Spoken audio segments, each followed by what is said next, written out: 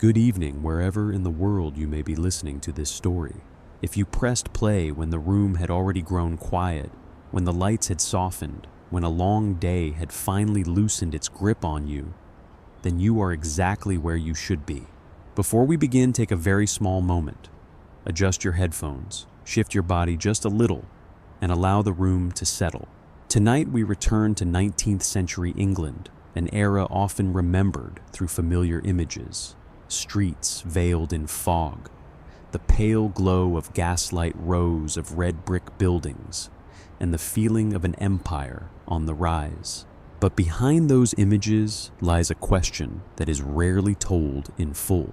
The people who made up the majority of society, how did they survive? Not through heroic tales, not through dramatic turning points, but through choices that were small, quiet, repeated day after day in a world that was never designed for them. This is not a story of rising upward. It is a story of endurance, of how to live one more day, how to avoid hunger, how to avoid being pushed entirely beyond the edges of society. And before the story continues, I want to ask you something very gently. If you had been born in Victorian England with no property, no education, no connections, how do you think you would have survived? Hold that question somewhere quiet. We will return to it as the night drifts further on. By the middle of the 19th century, England entered a period in which many contemporaries believed that history itself had finally chosen to stand on their side. Steam engines ran day and night.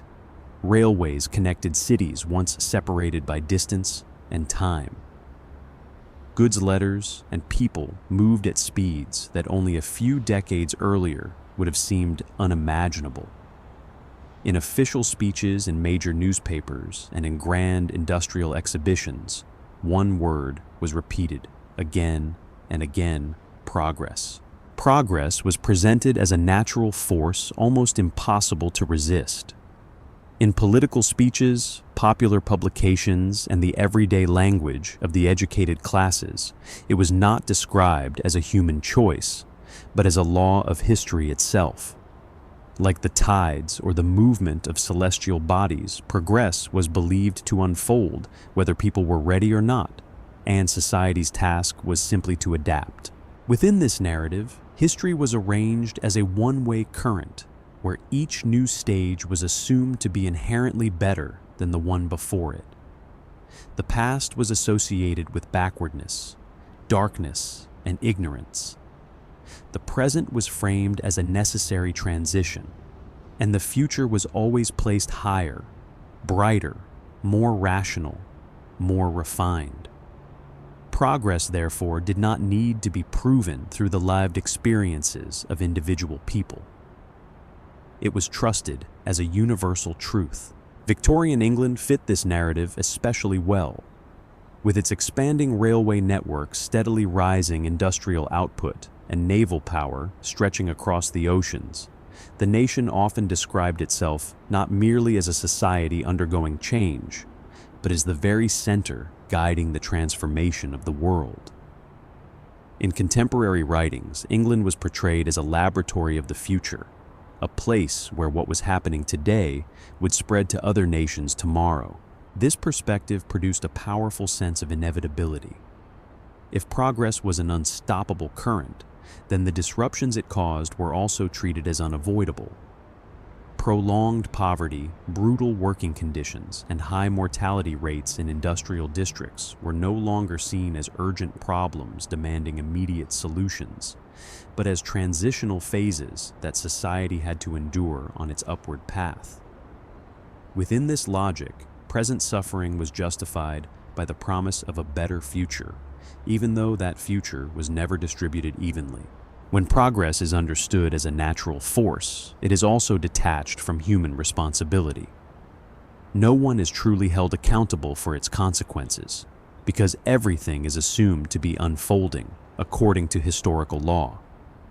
In that gap, a society can take pride in its achievements while simultaneously accepting the prolonged existence of living conditions that in another context might have been deemed unacceptable. But history, when viewed up close, rarely unfolds in such tidy narratives. Beneath the surface of growth figures production charts and celebratory language surrounding industrialization. There existed another reality, quieter, heavier, and far less likely to be recorded in the optimistic vocabulary of the age. It was the reality of the majority of the population, urban, poor, working families, people for whom progress did not arrive as a promise, but as a constant pressure bearing down on daily life. For the elite, progress took the shape of modern factories, new buildings, and the sensation that their nation was extending its influence across the globe.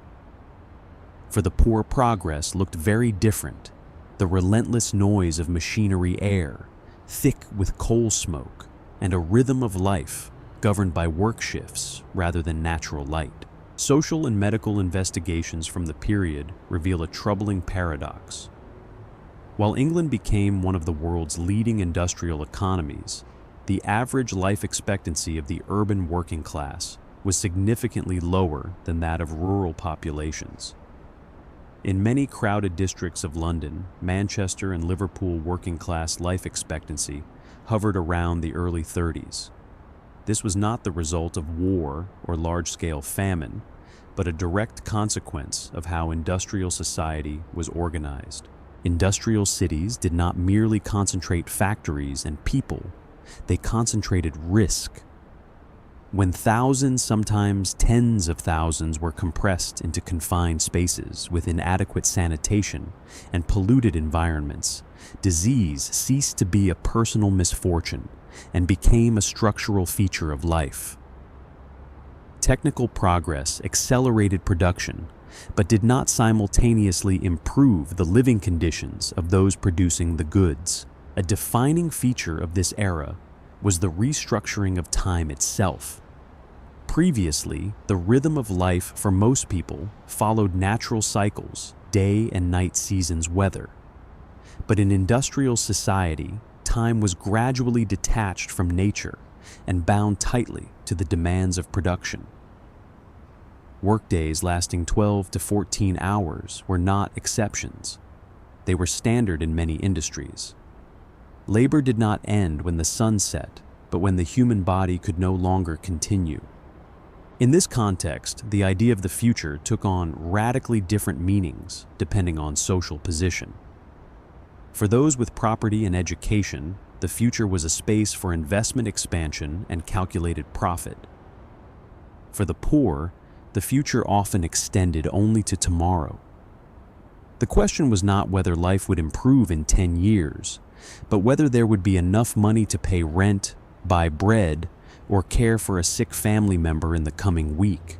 This leads to a common misunderstanding when looking back at the Victorian era from a modern perspective. In many familiar narratives, the poor are portrayed as people left behind, victims who simply had not yet benefited from the rising tide of progress. This view suggests a system that was largely functional, merely slow to extend its reach. But historical reality was far harsher and more complex. The poor of Victorian England were not standing outside the industrial system, nor were they waiting to be drawn into its orbit. They were at its very center from the beginning. Industrial expansion did not occur despite poverty. It depended directly upon it. Cheap, abundant, and easily replaceable labor was not an unintended side effect. It was a necessary condition for the system to operate at unprecedented speed and scale. In factories, docks, construction sites, and workshops, human value was not measured by long-term stability or personal development, but by immediate usefulness to production. A healthy body today mattered more than a body still intact 20 years later. When strength declined, when accidents occurred, or when illness slowed the pace of work, the system did not need to adjust. It simply replaced. This constant replaceability created the appearance of a smoothly functioning industrial machine. Goods continued to flow. Machines kept running. Cities kept expanding. Individual disruptions, a worker losing employment, a family collapsing into destitution, a laborer dying young, were too small to slow the overall motion. They became losses absorbed and dissolved within the vast scale of production and urban population. Poverty in the Victorian era, therefore, was not an empty space waiting to be filled by progress. It was a condition actively maintained, and in many cases systematically reproduced. Low wages, harsh working conditions, and the absence of legal protection reflected not only indifference, but clear economic calculation. The cost of improving workers' lives was considered higher than the short-term benefits such improvements would bring to the system. From the present, it is tempting to assume that continued progress would eventually lift the poor as well. But in the specific historical context of Victorian England, progress did not naturally diffuse outward from the center. It was built upon inequality, and that inequality allowed it to accelerate. The poor were not forgotten at the margins. They were drawn into the core of industrialization as its silent support. In official government records and administrative reports, this reality was rarely stated directly. Instead, it appeared in dry statistics, workplace accidents, occupational diseases, premature deaths. These figures were not treated as signs of moral crisis, but as necessary costs of development.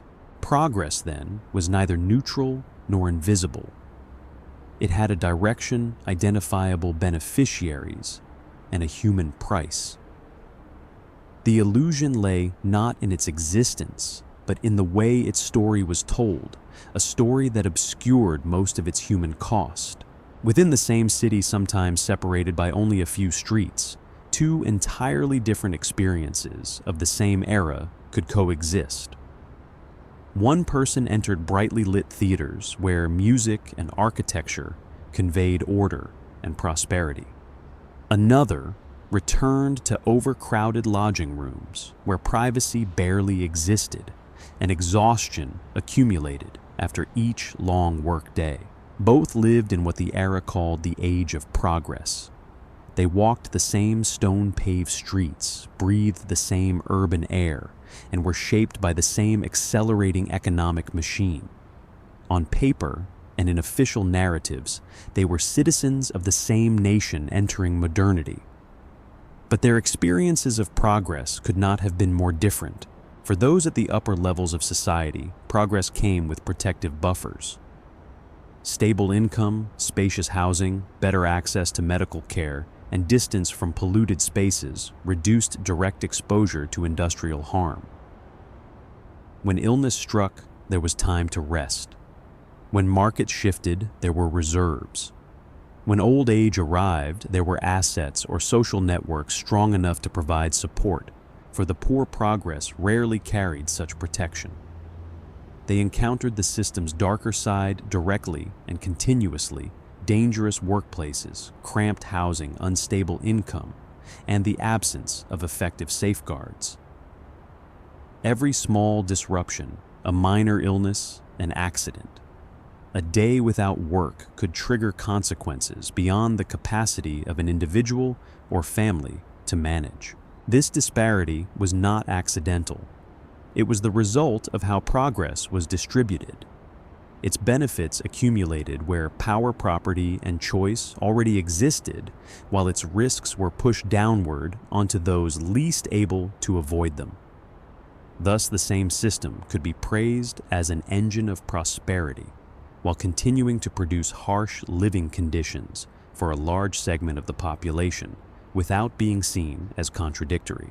So, when we say that both lived in an age of progress, the point is not that they shared the same experience, but that they shared the same system, one that offered vastly different levels of protection. Progress was not a single garment worn by society as a whole, but a thick coat for some, while others faced the cold directly unshielded. This chapter does not aim to recount the daily lives of the poor in detail. It serves as the foundation for the entire story. Before examining housing labor children or the workhouse, it is necessary to understand that all of these unfolded within a world where progress was treated as the ultimate goal, and human beings, especially the poor, were treated as the means to reach it. The illusion of progress lies in the way history is told from above. From a distance, the picture appears bright, coherent, and full of promise. But up close, when we look at individual lives, that light is uneven. Some areas are intensely illuminated, others are barely touched. To understand how the poor truly survived in Victorian England, we must first accept that they lived under the shadow of a story never written for them, a story about the future while they were forced to focus on the present, a story about growth while they struggled to maintain existence at its most minimal level. In Victorian England, poverty was rarely experienced as a sudden event. For most people born into the working class, it did not arrive and then leave. It was there from the beginning, surrounding a life as a default condition, like climate or terrain. People did not fall into poverty, they were born inside it. When a child was born in the crowded working districts of an industrial city, that child's future was already significantly narrowed from the very first moment. Not by a curse or some metaphysical fate, but by the specific social structure into which the child entered. Poor families did not merely lack money. They lacked space, lacked time, lacked safety, and lacked the ability to delay risk. Those shortages piled upon one another, forming a life trajectory that was extraordinarily difficult to break. In many working families, income was not enough to accumulate. Every coin earned was quickly converted into necessities: rent, basic food, heating, fuel. There was no cushion to absorb shocks. A week without work, a lingering illness, or even a minor accident could push an entire family into crisis. In that context, poverty was not a temporary state that could be overcome by individual effort. It was the foundation upon which every decision about life had to be made. The education system, later regarded in modern societies as a route out of poverty, almost did not exist for most poor children in Victorian England. Learning was not designed as a universal right, but as a privilege tied to a family's ability to pay and its living conditions. Schools, when present in working districts, were often makeshift, inconsistent, and demanded costs that many families could not sustain over time. Even when tuition was not particularly high, the true price of schooling lay in time. For a household living on daily income, every hour a child spent sitting in a classroom meant an hour with no money brought home. In a setting where the family budget was always under strain, that loss was not an abstract idea. It could mean one less meal, late rent, or not enough fuel to heat the home during the cold months. And so the decision to send a child to school was rarely weighed as a moral choice or a long-term investment. It was weighed as an immediate economic risk. Poor families did not ask whether knowledge had value. They asked whether they could endure the financial consequences of schooling next week, next month. In very many cases, the answer was no. Moreover, school schedules often did not fit the rhythm of working households. Long shifts, irregular hours, and seasonal labor needs made it difficult for children to maintain regular attendance. These interruptions turned learning into something patchwork, discontinuous, and ineffective, which further weakened both the family's and the child's motivation to keep investing time in education. It is also important to note that for much of the Victorian period, compulsory education was not widely enforced. Educational reforms moved slowly and unevenly, often prioritizing particular areas or social groups. As a result, poor children not only lacked opportunities to study, they lacked even the social expectation that schooling was meant for them. In that environment, early labor was not seen as a loss of childhood, but as a natural part of growing up. The result was that education could not function as a tool to break the cycle of poverty. Instead, the absence of education reinforced the cycle itself. Children entered the labor market with no skills beyond basic physical work, and so they remained trapped in the same low-wage, unstable jobs as their parents. Poverty, therefore, was passed down not only through material conditions, but through the absence of educational opportunities that might have opened other paths. That is why poor children often entered the world of work very early, not because their families did not value knowledge, but because survival demanded different priorities. The most necessary skill was not reading or writing, but the ability to contribute immediately to the household income. Childhood in this setting was not a protected stage of life, but a brief interval before adult responsibility arrived. The inheritance of poverty took place not only through money, but through social and occupational networks. The children of porters often became porters. The children of factory workers often sought work in the same factories. A poor family's social relationships rarely extended beyond its own class. This severely limited access to other opportunities, even when an individual possessed unusual ability or ambition. In population records and local accounts, the frightening stability of these trajectories becomes unmistakable. A poor family in a neighborhood often remained poor across generations, not because of a lack of will, but because of a lack of leverage to change direction. When all resources are used simply to maintain existence at the most minimal level, nothing remains to invest in a long-term future. Another factor that reinforced the inborn nature of poverty was the way Victorian society perceived and classified the poor. In many official discourses, poverty was treated as a personal trait rather than a structural consequence. The poor were divided into the deserving and the undeserving based on how closely they conformed to contemporary moral standards. This classification did not aim to solve the causes of poverty, it aimed to control it. When poverty is individualized, society's responsibility is gradually blurred.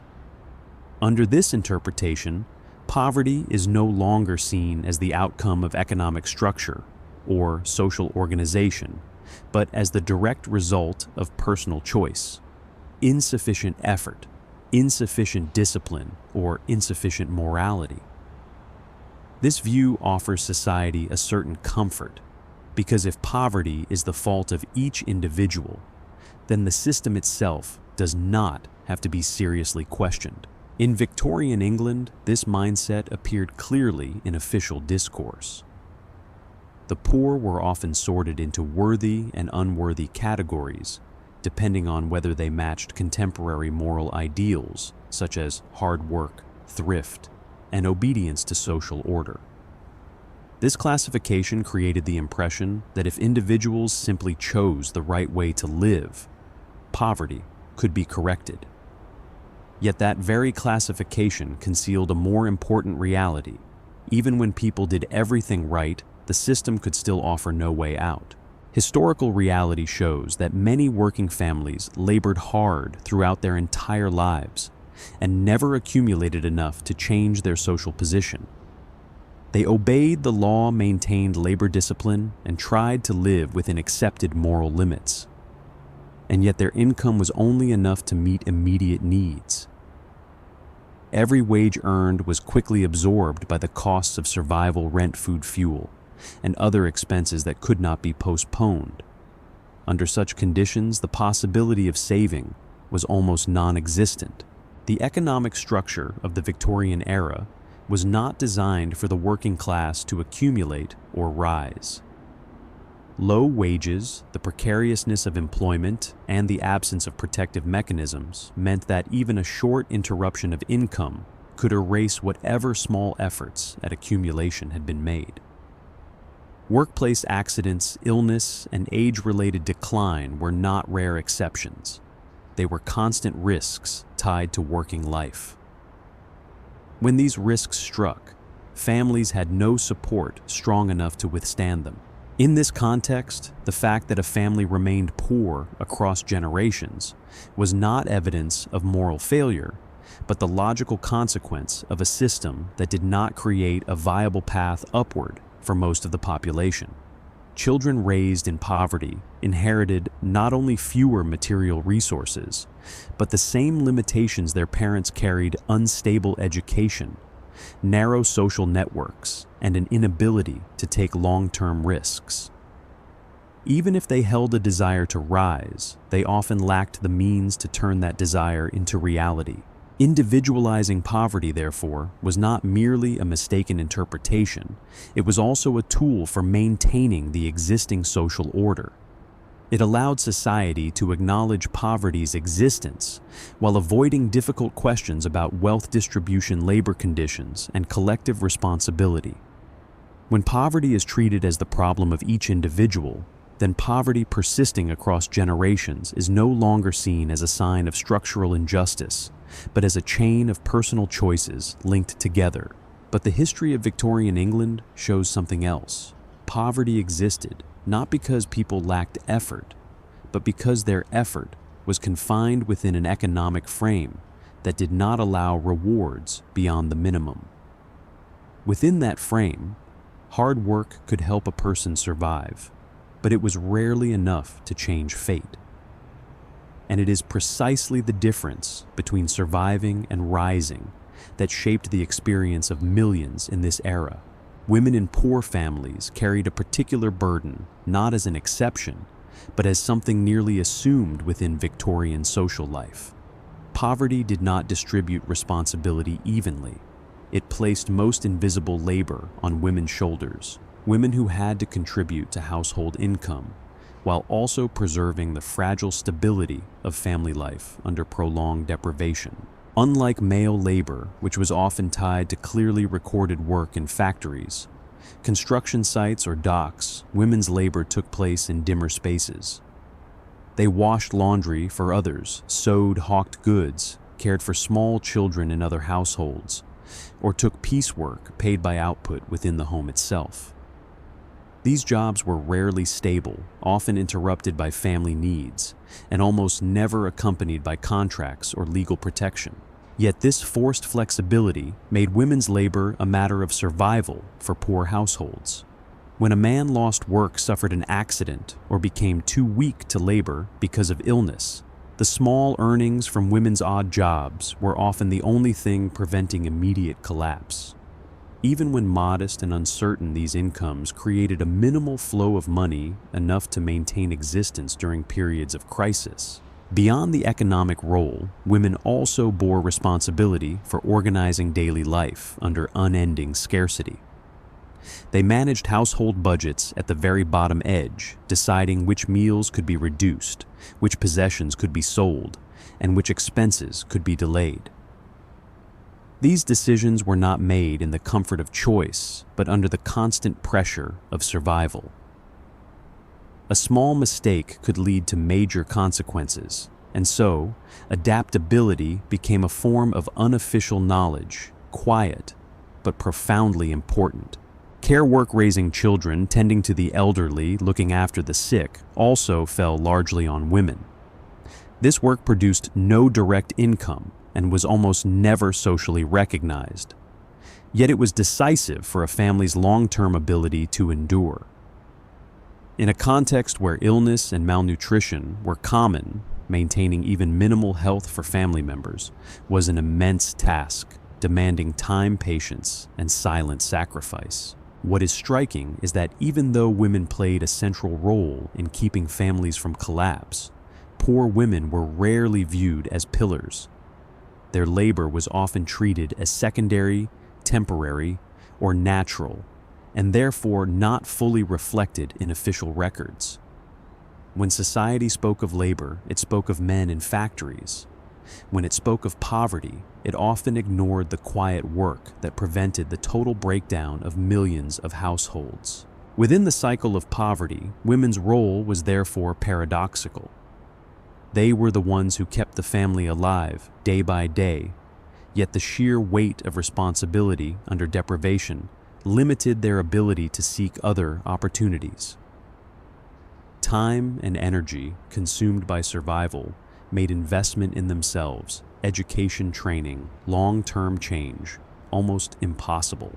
Thus, when we look at the endurance of poor Victorian families, we cannot separate women's role from the larger picture. Their unnamed, contractless, unprotected labor created a fragile buffer just enough to delay collapse in a system that offered no real security. The survival of poor households in many cases was not proof of the system's fairness, but proof of the depth of silent sacrifice women were forced to carry so that the system could continue running.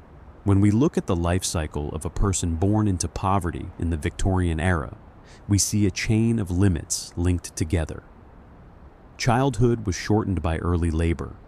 Adulthood was worn down by heavy work and poor living conditions. Old age, if it arrived, was often tied to dependency or deeper poverty still. Each stage reflected not only present circumstances, but the direct consequences of the stage before it. What must be emphasized is that poverty in this context was not a static state. It was a dynamic process, continuously recreating itself. Every short-term survival decision that made sense, sending a child to work early, accepting dangerous jobs, living in cramped spaces to reduce costs, could reduce the possibility of escaping poverty in the long term. Yet in a world of limited choices, those decisions were almost unavoidable. So, when we say poverty was inborn in Victorian England, that does not mean it was tied to bloodline or human nature. It was inborn in a social sense, passed from one generation to the next, through economic structure, living conditions, and the values of the time. A child born poor inherited not only fewer material assets, but a set of invisible constraints shaping an entire life. This chapter ends here with a foundational recognition to understand how the poor survived. We must first understand that they did not begin from the same starting point as others. Poverty was not a detour away from progress. It was part of the road progress traveled. And in the chapters that follow, we will see more clearly how people born into such conditions were forced to adjust their daily lives in order to endure in a world that was never designed for them.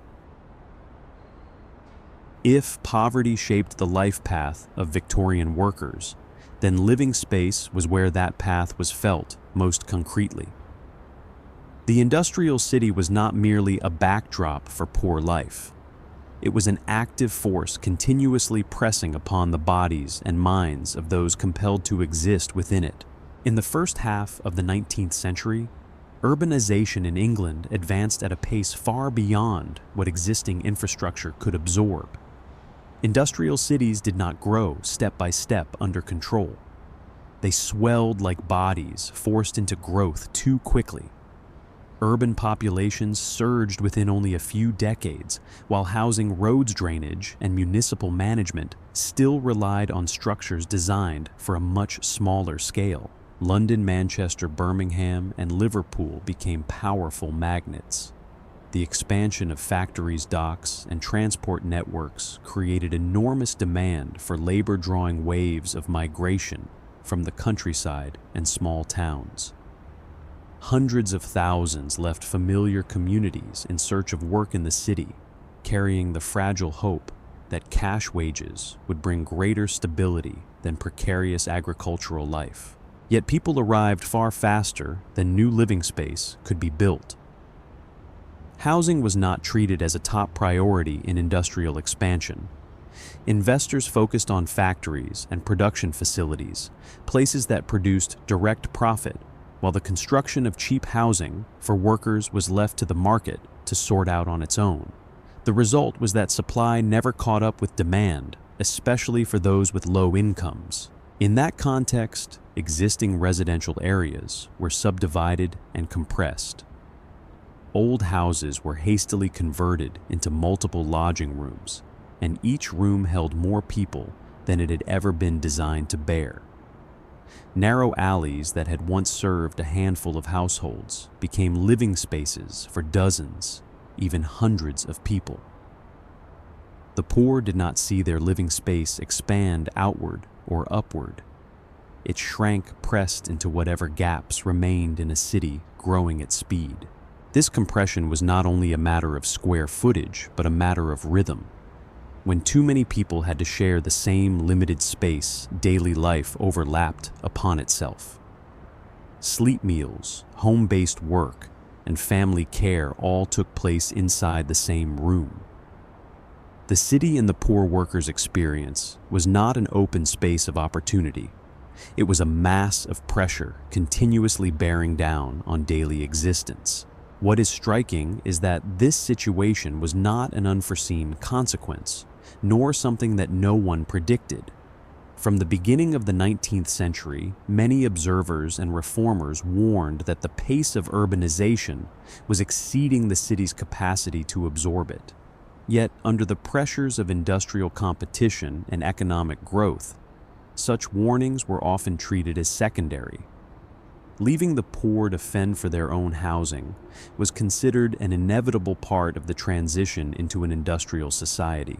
So when we say the poor were compressed into living space in an extreme way, we are not only describing a physical condition, we are describing a structural choice. Industrial cities were permitted to expand without guaranteeing that the people who produced that expansion would have housing that was safe and stable. The overcrowding of poor housing was not an accident. It was a clear sign of where social priorities lay. Housing for the poor worker was not a place of rest in the modern sense. It was temporary shelter, a place where the body could be laid down long enough to stand up again and go back to work the next day. Most poor families lived in single rooms within narrow lodging houses subdivided from older buildings or hastily constructed to exploit rising demand for rent. One room often had to contain more people than it was ever designed to hold. Privacy in this context almost did not exist. A single room served as bedroom dining space, workplace for home labor sick room, and storage for the family's entire possessions. When additional lodgers were taken in to share rent, the number of bodies increased, but the space did not. Crowded living was not an exception. It was the norm of poor urban life. Nightly lodging houses where a renter paid to sleep on a bed, or sometimes simply for a place to lie down, became common in dense working districts. In such spaces, beds were used in shifts, a reality recorded in many social investigation reports. The concept of home was reduced to the bare minimum, a place to set the body down for a few hours. The problem was not only overcrowding, but the quality of the living environment. Drainage and clean water supply developed far more slowly than population growth. Wastewater was often discharged directly into alleys, ditches, or nearby cesspits. Under such conditions, disease was not an unusual accident.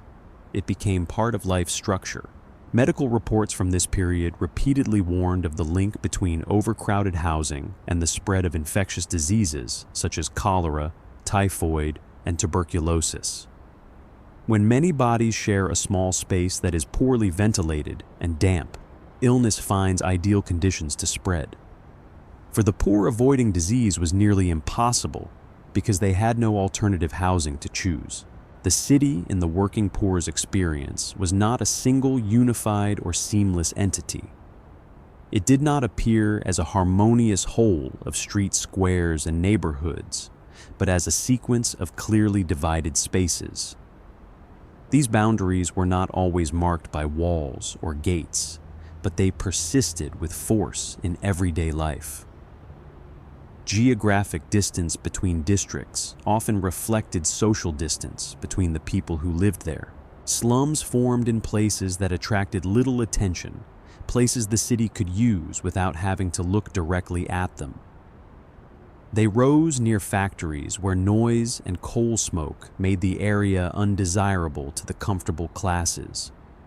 They sat along the docks where traffic flowed endlessly, goods piled high, and urban order was perpetually fragile. Or they squeezed into the gaps between large developments, patches of land not valuable enough to be shaped according to the respectable standards of the modern city. These locations were not random choices made by the poor. They were the result of a gradual pushing outward from spaces considered central. As more favorable districts were planned for commerce administration or middle and upper class housing, poor workers were forced into whatever remained. The city in this way arranged itself into spatial layers, each layer reflecting the social position of those living within it. For the poor living near factories or docks was not only about cheaper rent, it was a condition of survival. A short distance between home and work reduced time and travel costs in a world where every coin could matter. But that convenience carried heavy consequences. Polluted environments, higher accident risk, and continual exposure to harsh working conditions, even after the shift had ended. These spaces were often excluded from the city's official image. They rarely appeared in paintings, promotional maps, or idealized descriptions of urban life. Yet they played an essential role in keeping the industrial city running. Here, labor power was recreated each day under minimal conditions. The modern city might not wish to display its slums, but it depended on them to keep operating. This spatial division produced profoundly different experiences of the same city. A person could travel only a few miles and feel as though they had stepped into an entirely different world where living conditions, sounds, smells, and daily rhythms changed completely. For the working poor, the city was not a place of diverse choice.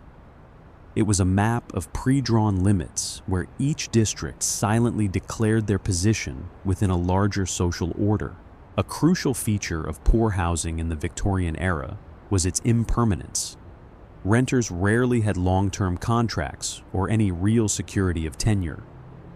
Rent was often paid weekly, sometimes daily. Failure to pay on time could result in eviction almost immediately. In that context, housing was not a stable foundation, but a condition always at risk of being lost. This insecurity directly affected family structure. When rents rose or income fell, families were forced to shrink living space by moving somewhere more cramped, taking in lodgers, or splitting members apart. These changes were not personal choices, but compelled responses to economic pressure. The family became a flexible unit, constantly adjusting to housing constraints. For children, crowded and unsanitary living environments carried long-term consequences. With little space to play, study, or rest, children grew up under conditions that weakened health and limited development. Dark, damp, overcrowded rooms affected not only the body, but also the ability to focus and learn. Yet, in a society where survival outweighed everything else, such long-term costs were rarely treated as priorities. Women, as shown in the previous chapter, often bore the direct burden of poor housing conditions. They were expected to maintain order and cleanliness in spaces not designed for cleanliness at all. Washing, cooking, and caring for the family in rooms lacking clean water and ventilation became exhausting labor, consuming time and strength. Housing, therefore, was not merely shelter, it was a continuous pressure on domestic labor. It must be emphasized that poor housing conditions were not the result of ignorance about sanitation or planning. Even in Victorian times, many social reformers and physicians warned of the dangers of slum districts. But improving housing required heavy investment and intervention in the property market, something society was not willing to undertake at the necessary scale. Instead, solutions tended to be patchwork and reactive, often implemented only after crises such as major disease outbreaks. Even when some housing was renovated or demolished, the demand for cheap shelter still far exceeded what could be provided, and similar conditions quickly reappeared elsewhere. Poverty, once again, was not eliminated. It was merely displaced. For the poor living in the industrial city was a fragile balancing act. Housing was not good enough to secure long-term health, but it was enough to maintain short-term existence. It kept workers close enough to their workplaces to continue selling labor, but it did not provide the stability needed to improve life. The city was both the place where employment existed and the environment that quietly wore people down. This chapter does not describe poor housing as an anomaly in an era moving forward. It shows that such housing was inseparable from the very process of industrial urbanization. The modern city was built not only of steel brick and machines, but also of an acceptance that one part of the population would have to live in worse conditions, so the entire system could keep running. Looking back, we can see that the Victorian poor did not simply live in the city, they survived within it. Housing did not offer safety. It offered only a temporary pause in a long chain of laboring days. In Victorian England, labor was not a path to improving one's life, but the minimum condition for continuing to exist. For the poor, working did not mean safety, and it certainly did not mean stability. It was simply the only way to postpone hunger for one more day. The labor market of Victorian industrial society did not operate on any form of long-term guarantee. Work was not organized around the idea of stability, but around the immediate needs of production.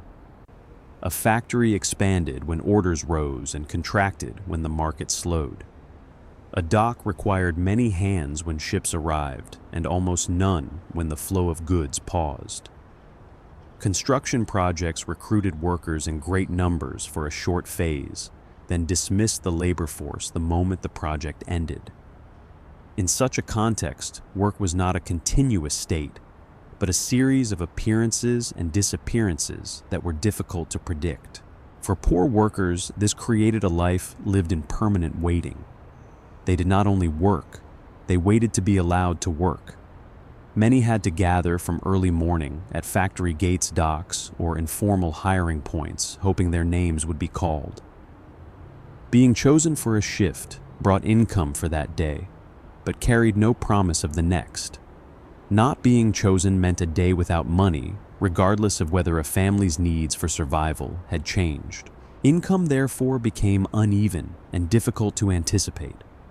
There were weeks when workers earned enough to pay rent and buy basic food. But there were also weeks when income dropped sharply or vanished entirely. This insecurity made long-term planning almost impossible. When you cannot know how much you will earn next month, saving or investing in a future becomes a distant concept. Even during periods when work was relatively steady, low wages still severely limited the ability to accumulate. The income of poor workers was often only enough to cover the most minimal needs, food, shelter, and fuel.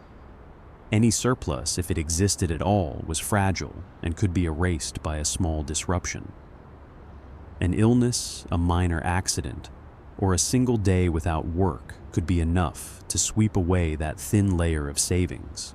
The temporary nature of work also produced a kind of prolonged insecurity.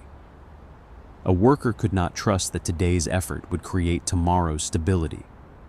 A week of employment did not guarantee the next week, and a healthy day did not guarantee tomorrow.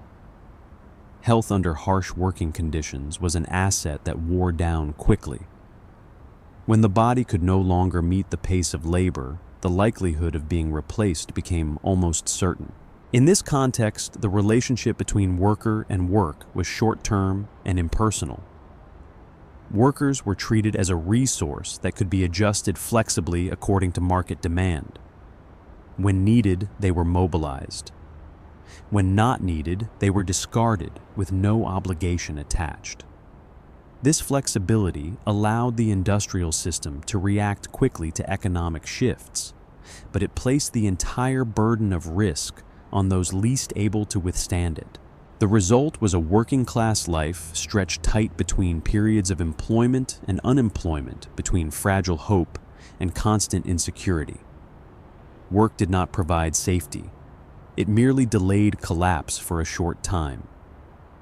In such a labor market, poverty was not a temporary condition caused by insufficient effort.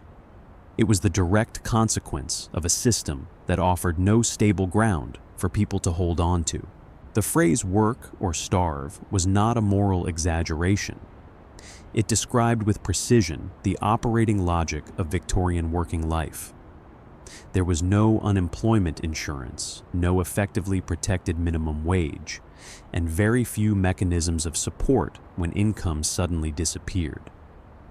When work stopped, the consequences did not arrive gradually. They arrived immediately through meals, reduced rent, unpaid, and the risk of being pushed out of one's lodging. Many common occupations among the poor were physically demanding and dangerous. Factory workers labored in environments that were loud, dusty, and lacking basic safety measures.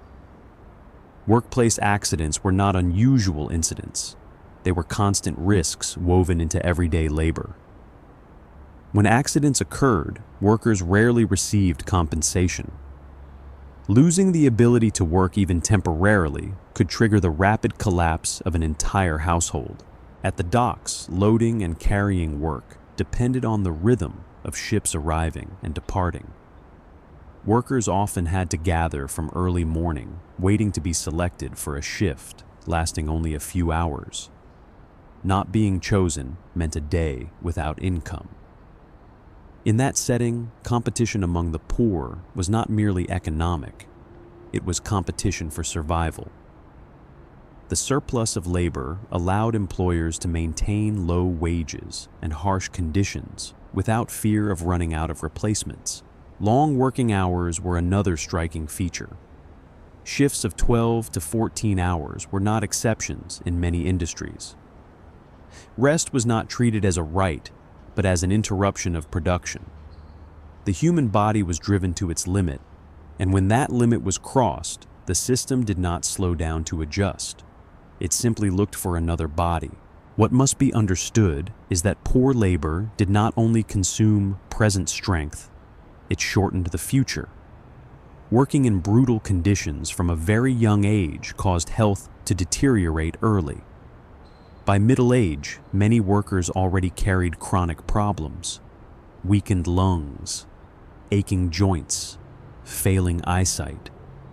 When their labor power no longer met requirements, they could be pushed aside with ease without any form of protection.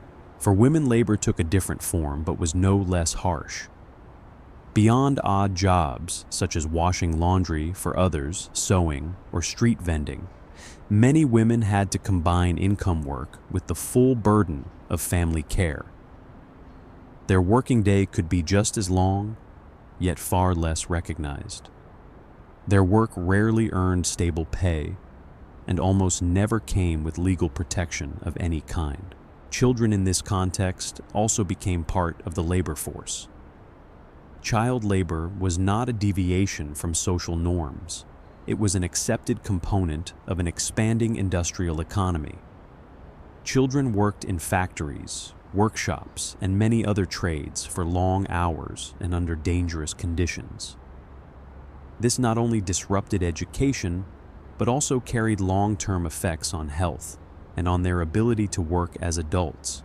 A notable feature of the Victorian labor market was the near-total absence of any concept of long-term security. Labor was not organized around human biological limits, nor did it account for the body's capacity to recover over time. Instead, it was designed to meet the immediate demands of production as fully as possible, where short-term output outweighed any concern for health or lifespan. Within that logic, the human body was treated as a resource to be extracted continuously until it could no longer be used. As long as a worker could still stand up and complete the shift, the system had no reason to slow its pace. Prolonged exhaustion, chronic pain, or gradual health decline were not seen as warning signals, but as acceptable consequences of strict labor. This created a brutal loop. Workers were forced to work more in order to maintain the minimum income required for survival. But the more they worked under harsh conditions, the faster their bodies were worn down. Declining health made them easier to exclude from the labor market, or left them capable only of heavier work with lower wages. To compensate for reduced income, they had to work even more, driving the loop forward at greater speed. In a context with no health insurance, no support when the ability to work was lost, and very little legal protection, declining health was not merely a personal issue. It was a direct threat to an entire family's ability to exist. A prolonged illness or a work-related injury could erase income, quickly pushing a household into crisis with no cushioning mechanism to absorb the blow. What is striking is that this system did not need to operate through deliberate cruelty.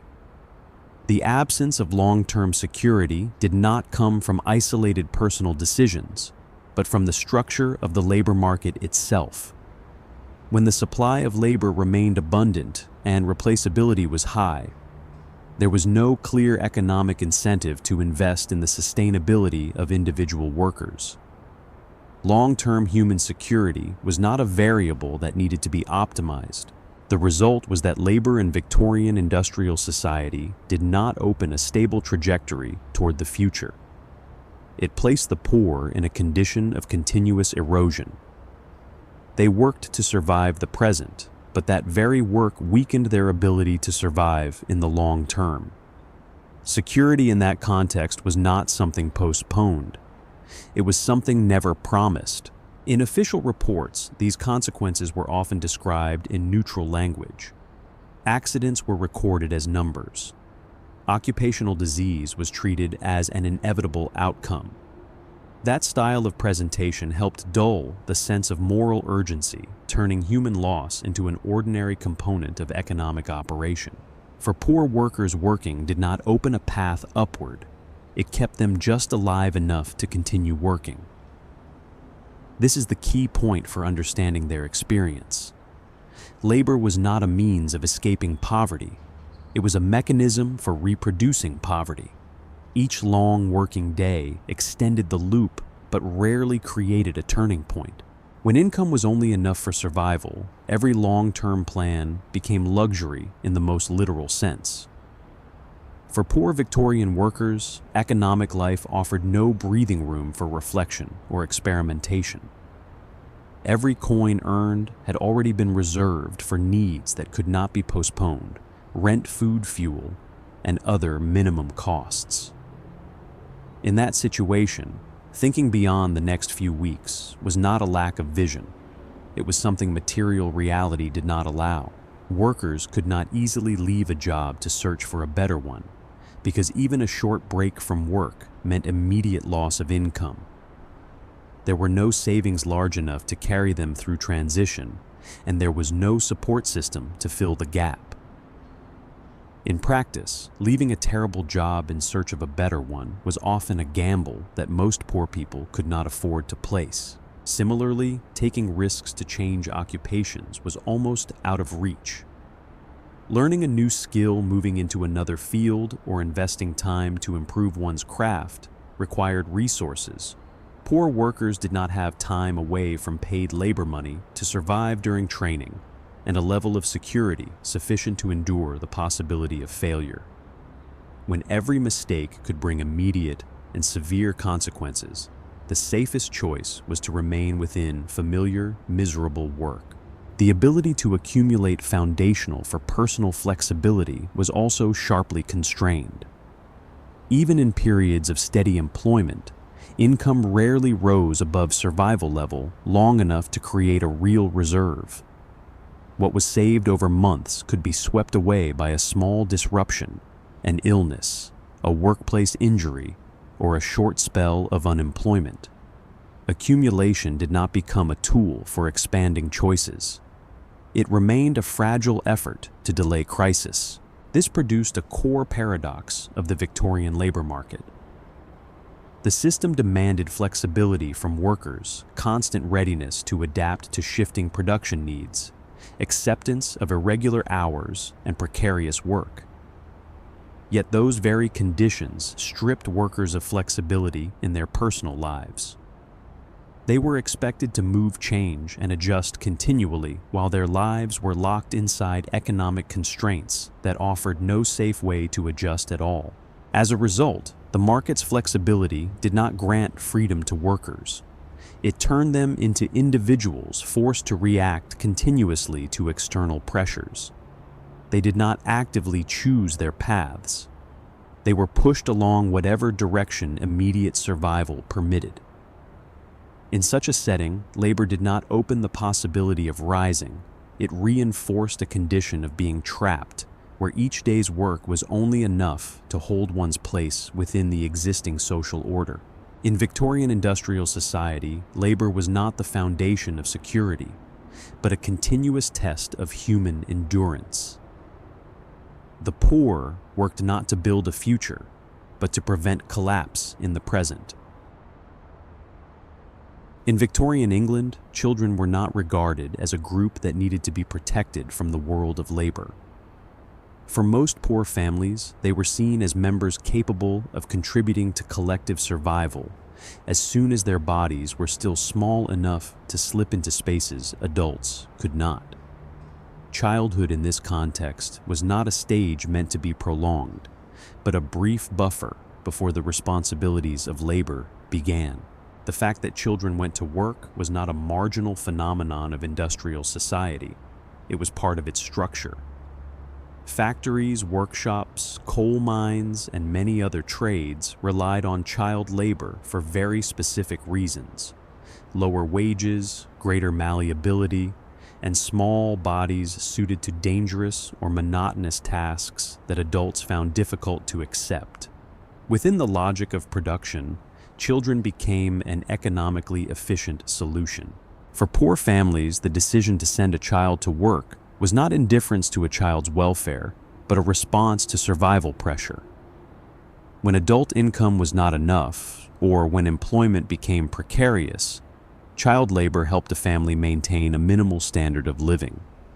Every coin a child brought home, however small, could make the difference between paying the rent or being pushed out of one's lodging. Children's work stretched across many fields. In textile mills, children had to stand for hours to monitor machines, tie threads, or clean beneath operating frames. In coal mines, they worked in low tunnels, pulling coal carts or opening and closing ventilation doors. In small workshops and home labor, children carried out repetitive tasks requiring little skill but much time and endurance. What these jobs shared was monotony and harshness. Children worked in poor, light-polluted air and long hours. Fatigue was not treated as a legitimate reason to rest. A child's body, still in the process of growing, was forced to adapt to the labor rhythm of adults and often paid the price in long-term health. The consequences of early labor did not lie only in visible accidents. Investigative reports from the period recorded malnutrition, bodily deformities, and respiratory problems as common among working children. Long hours in toxic environments damaged lungs, bones, and eyesight severely. Yet those silent injuries were rarely fully recorded because they did not immediately interrupt production. Child labor also left a deep mark on learning and intellectual development. Time given to work reduced or entirely erased opportunities for education. Children grew up unable to read or write, or with only very limited knowledge. This affected not only their personal lives, but also reinforced the cycle of poverty across generations. When they became adults, these children entered the labor market, carrying the same limitations their parents had once borne. What is notable is that Victorian society was not entirely blind to this reality. Many reformers, doctors, and journalists spoke out about children's working conditions. Investigations were conducted, and detailed reports were published, describing concretely the damage early labor caused.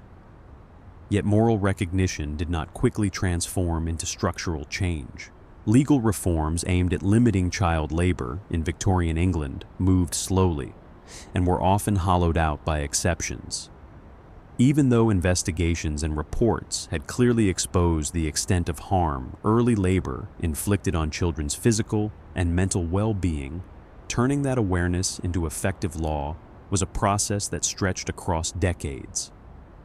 Each step of reform faced opposition from factory owners, investors, and broader fears about the economic costs society would bear if child labor were removed too quickly. Even when laws were enacted, implementation in practice often met serious obstacles. Regulations on minimum age, working hours, or labor conditions frequently lacked effective mechanisms of oversight, especially in poor districts and small-scale trades. Labor inspectors were too few, lacked sufficient authority, and sometimes lacked the motivation to intervene deeply in production spaces hidden from public view.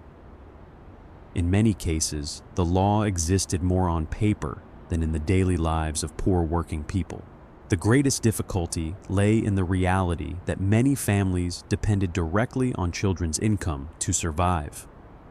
When adult earnings were insufficient, demanding that families surrender a child's contribution without providing replacement support placed them in an impossible position. Banning child labor in that context was not felt as protection, but as a direct threat to survival. Families did not face the question of whether they should or should not send a child to work, but the question of how they would live if a child were not permitted to work. For that reason, reforms often had to come with compromise exceptions. Children might be prohibited from working in certain industries, yet still allowed in other, less visible fields. Working hours could be limited in name, yet in practice extended through informal arrangements. The legal working age could be raised, but age verification remained lax, allowing loopholes. As a result, child labor did not disappear with reform. It changed form. When pushed out of large factories where oversight was easier, children shifted into small workshops, home labor, or trades beyond the reach of law. In these spaces, conditions were often worse, and protection was nearly non-existent. This concealment made child labor harder to see, yet no less harsh. This reveals a fundamental limitation of legal reform when it is not accompanied by structural economic change. Laws can set new standards, but if they do not address the reasons families must rely on child labor, those standards cannot be maintained. In Victorian industrial society, poverty and child labor were bound together so tightly that separating them through law alone became an almost impossible task. In daily life, working children learned to grow up early. They became accustomed to workplace discipline, to fatigue, and to the belief that their value was tied to their ability to work. This produced a reversal of age order. Children carried adult burdens, while adults became increasingly dependent on their children's labor to sustain the household. Family relationships in this context grew complicated. Parents were not simply protectors, they were also managers of their children's labor. Decisions about sending a child to work, adjusting hours, and allocating a child's income were difficult choices made under constant pressure. Those choices did not reflect a lack of love, but the strict limits poverty imposed. Child labor also contributed to lowering the value of labor in general. When children could work for low wages, pressure to reduce pay and extend hours spread to adult labor as well. This created a loop in which child labor was not only a consequence of poverty, but a force that reinforced it. The system, therefore, had no internal incentive to eliminate this form of labor completely. Looking back from a modern perspective, it is easy to raise a moral question. How could society accept child labor for so long? By today's values, allowing children to work in harsh conditions seems impossible to justify. Yet, if we stop at moral outrage alone, we will miss the most important point for understanding the historical reality of Victorian England. Child labor did not exist as a deviation within a healthy system. It existed as a link bound tightly to the entire economic and social structure of industrialization. When adult income barely met survival needs, when employment was precarious and easily lost, and when housing costs pressed relentlessly on household budgets, every possible income-producing resource became vital. In that context, children's labor was not seen as exploitation, but as a necessary contribution to keep the family alive. The absence of a social safety net meant families had no other support. There was no sufficient relief during unemployment, no health insurance, and no long-term assistance when income declined. When adults became ill, were injured, or lost work, even briefly, the entire burden of survival shifted to whichever household members could still work, including children. In that context, sending a child to work was not a moral choice, but a survival decision. This also helps explain why child labor was accepted not only by employers, but by many families and working communities themselves. It became part of a familiar order where children were expected to contribute early, and where working from a young age was treated as preparation for adulthood. When a practice persists long enough under conditions of limited choice, it becomes normalized even when its negative consequences are known. More importantly, Victorian society did not possess an immediately viable economic alternative to child labor. Removing children's labor without simultaneously improving adult wages, housing conditions, and employment stability would merely shift the burden from the factory to the poor household. In reality, many reforms hesitated for precisely that reason: the fear that protecting children, if not accompanied by broader economic reform, could deepen the misery of families already on the edge of collapse. Therefore, child labor cannot be understood as an isolated moral failure, but as the combined consequence of a system that placed short-term survival above long-term welfare. Children worked not because society did not know childhood should be protected, but because society organized production housing and labor in a way that made such protection a luxury for the poorest. Seen from that angle, child labor becomes a clear sign of Victorian industrial society's limits. It exposes the distance between the ideal of progress and the reality of survival, between promises of the future and the sacrifices demanded in the present. And in that distance, the childhoods of millions were shortened not by individual cruelty, but by the cold logic of a system never designed to protect those most vulnerable. The childhoods of millions of children were shortened not because society did not know children's value, but because society organized production in a way that made protecting childhood into a luxury. Children did not only work in the industrial system, they helped that system keep running. And when those children grew up, they carried the lasting consequences of early labor: weakened health, limited education, and few occupational choices. The cycle of poverty, therefore, was sustained not through laziness or lack of will, but through a chain of conditions that forced people to sacrifice the future in order to survive the present. In Victorian England, the workhouse was not imagined as relief in the modern sense. It was not built to restore people, nor was it meant to create an opportunity to return to independent life. On the contrary, the workhouse was designed as a final stopping place somewhere. The poor turned only when every other path had closed. To understand the role of the workhouse in Victorian society, one must look directly at a deep fear carried within industrial life. It was not only the fear of poverty spreading, but the fear that if assistance became too easy, the entire discipline of labor would collapse. In an economy increasingly dependent on wage labor, the idea that people might survive without selling their labor power was treated as a direct threat to social order. In the mindset that shaped Victorian policy, poverty was not viewed purely as an economic condition produced by market's illness or social upheaval. It was tightly bound to moral judgment. The poor were often suspected of lacking discipline, lacking responsibility, or lacking motivation. And so, poverty was not merely something to be eased, it had to be controlled so that it would not become a condition that seemed livable in the eyes of the working class. From this point, assistance was placed under moral conditions. Too much support was considered dangerous because it might weaken the incentive to work. Support that was too easily given was believed to encourage dependency. Therefore, every form of relief had to be accompanied by discomfort loss or humiliation to a certain degree. The workhouse was created not to abolish poverty, but to shape the behavior of the poor through fear.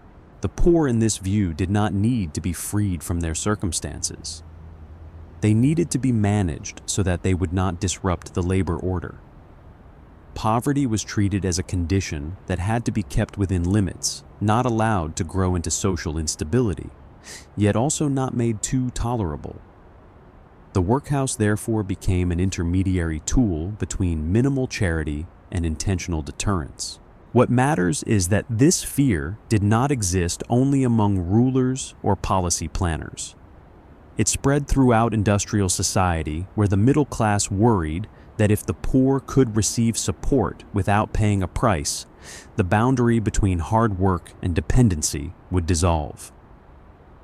In that context, the workhouse served not only an economic purpose, but also reassured society that moral order was still being maintained.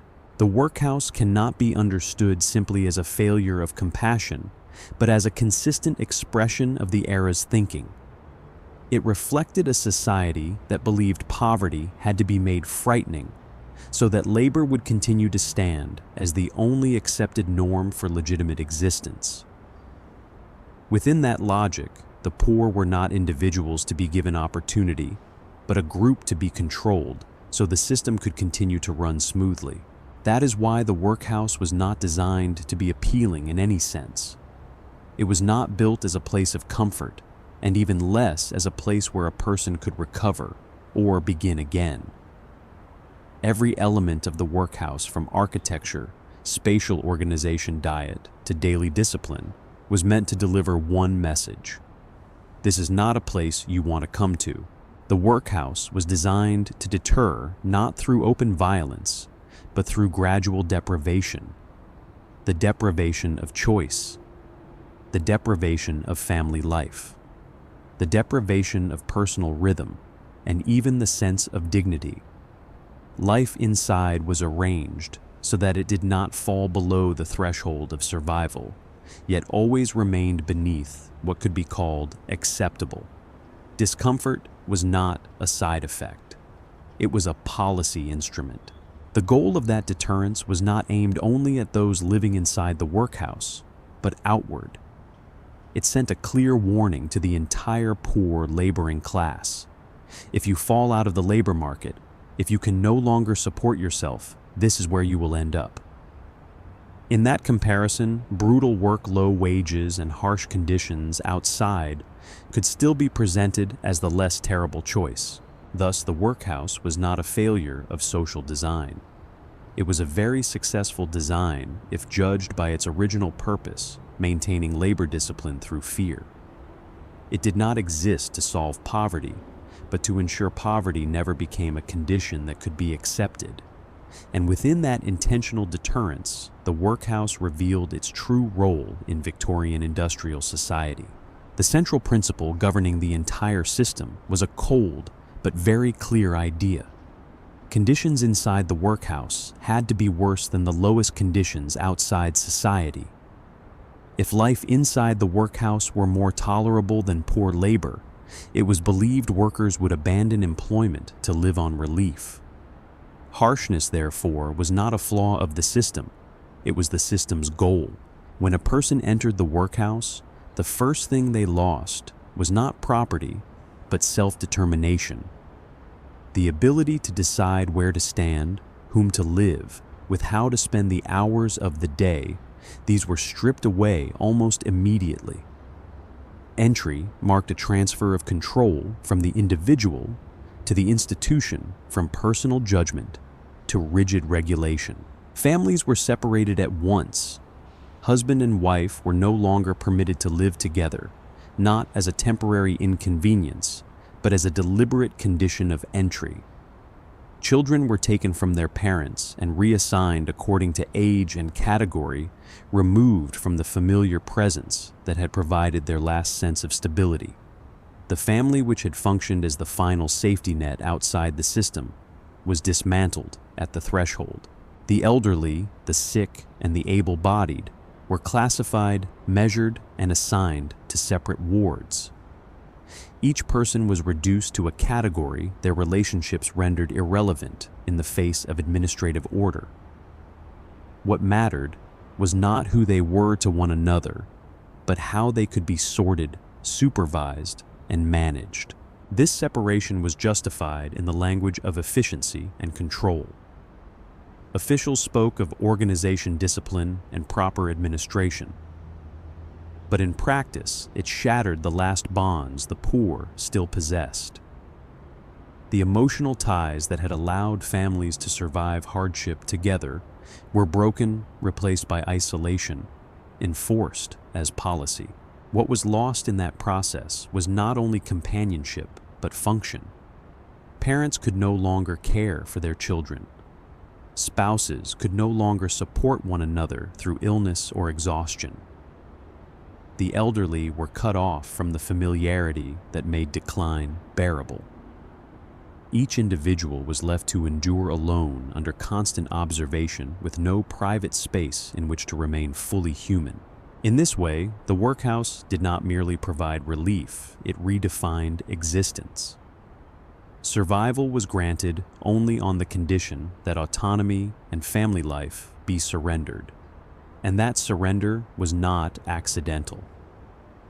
It was central to the system's design, ensuring that entry into the workhouse was remembered not as help, but as a profound and irreversible loss.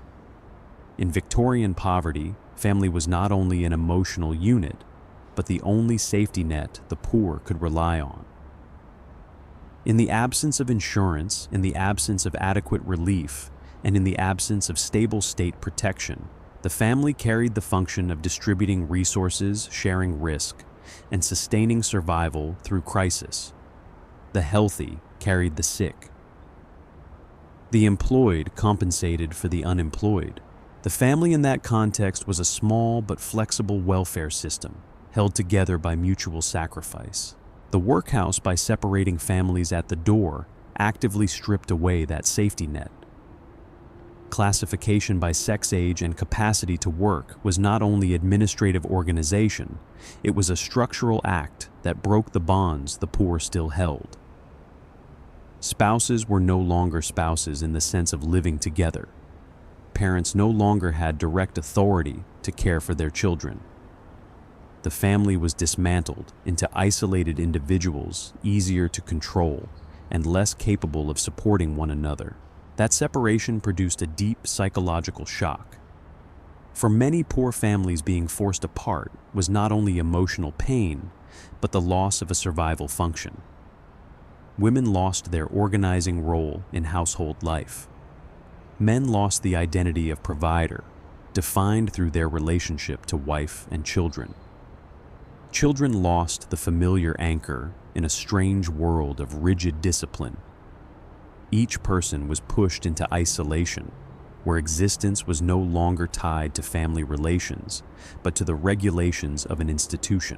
Therefore, entering the workhouse was not simply admitting economic failure. It was agreeing to exchange the family structure, the very thing that had allowed survival outside the official system, for minimal survival inside it. This decision was typically made only when every other strategy had been exhausted, when there was no work, no neighbor who could help, and no way to maintain life together under one roof. This is what made the workhouse a lasting obsession in the lives of the poor. Not only because of harsh material conditions, but because of the spiritual price it demanded. The family, once the final support, was turned into something that had to be sacrificed. And within that sacrifice, the workhouse revealed its true function, not a place that protected people, but a place that forced people to surrender their most basic bonds in order to keep living. Life inside the workhouse was organized under strict discipline. Time was broken into fixed frames, waking labor, eating rest, everything was tightly controlled. There was no private space, no right to choose. Personal rhythm was erased to make room for collective order. Work inside the workhouse was not designed to create real economic value or train meaningful skills. It was heavy, repetitive, and often pointless breaking stones, picking fiber, or other monotonous manual labor. The purpose of labor was not production, but to emphasize that relief must be accompanied by suffering. Food inside the workhouse was calculated precisely to sustain life, but no more than that. The ration was simple, repetitive, and lacking in nutrition. It was enough to prevent starvation, but not enough to produce health or a sense of fullness.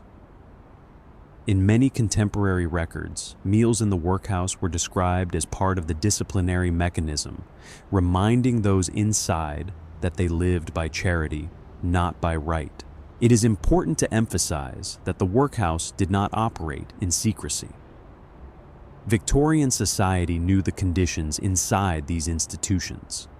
Investigative reports, political debates, and newspaper articles described their harshness in detail. Yet that harshness was not treated as a problem to correct, but as a feature to preserve. The workhouse did not affect only those who lived within it. Its very existence created a powerful psychological pressure over the entire poor laboring class. Fear of being sent into the workhouse made many accept terrible working conditions outside for longer than they could endure. When the only alternative was a life of control and stripped dignity, harsh labor became the less terrible option. For the elderly and those no longer capable of labor, the workhouse was often not a choice, but an unavoidable destination. In these cases, the system did not aim to care or restore. It merely managed human decline at the lowest cost society could still accept. Old age and illness were not viewed as stages that deserved protection, but as conditions that required control. Children in the workhouse suffered a different kind of damage. Being separated from family and living under rigid discipline deeply affected psychological development. Education, if present, was minimal, and served the purpose of training obedience more than cultivating people capable of choice. The workhouse did not open a new future. It prepared children to return to the bottom of the labor market once they reached working age. What is striking is that the workhouse did not fail to eradicate poverty because it was never designed to do so. It succeeded in delivering a clear message. Relief was reserved only for those willing to exchange freedom, family, and dignity. The poor were permitted to exist, but only under tightly controlled conditions.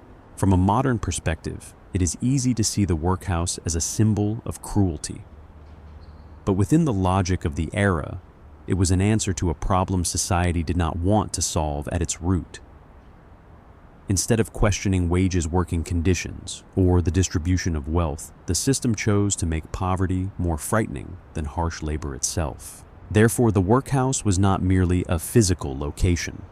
It was a policy instrument, a boundary constructed to remind the laboring class that falling out of the labor market would carry an unbearable cost. The workhouse maintained social discipline through fear, not through hope.